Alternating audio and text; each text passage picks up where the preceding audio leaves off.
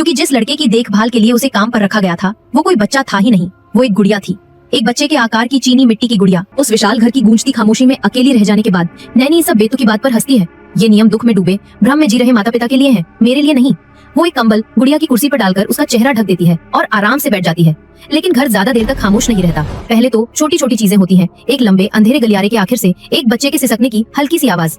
वो गुड़िया जिसे उसने लिविंग रूम में छोड़ा था अब सीढ़ियों के ऊपर दिखाई देती है। उसका सिर एक अजीब से कोण पर मुड़ा हुआ था। उसकी पसंदीदा ड्रेस जो उसके कमरे से गायब थी कई दिनों बाद धूल भरी बंद अटारी में बड़े सलीके से तह की हुई मिलती है। किराने का सामान पहुंचाने वाला एक नौजवान, बाहरी दुनिया से उसका एकमात्र संपर्क, उसे उस परिवार के दुखद अतीत के बारे में आगाह करता है और उसकी घबराई हुई आंखें ये बता देती हैं कि ये सिर्फ उसका वहम नहीं है। धीरे धीरे और बड़ी भयावता के साथ उसका शक टूटने लगता है और उसकी जगह एक रेंगता हुआ खौफ ले लेता है। वो सोचने लगती है कि क्या वो सच में इस घर में अकेली है? क्या ये सिर्फ दुख है जो इन दीवारों में गूंज रहा है, या कुछ और है? क्या ये एक अकेले छोटे लड़के की आत्मा है जो चीनी मिट्टी के इस खोल में फंसी हुई है? वो इस थ्योरी को आजमाने का फैसला करती है, नियमों का पालन करने का, गुड़िया के साथ ऐसा व्यवहार करने का जैसे वो असली हो, और घर फिर से शांत हो जाता है। हवेली पर एक अजीब सतर्क शांति छा जाती है। उसे उस खामोश गुड़िया से एक अजीब सा जुड़ाव महसूस होने लगता है, एक सुरक्षा का एहसास। लेकिन ये शांति बहुत नाजुक थी, क्योंकि असली राक्षस जिससे वो दुनिया भर में भागकर आई थी उसे ढूंढ लेता है।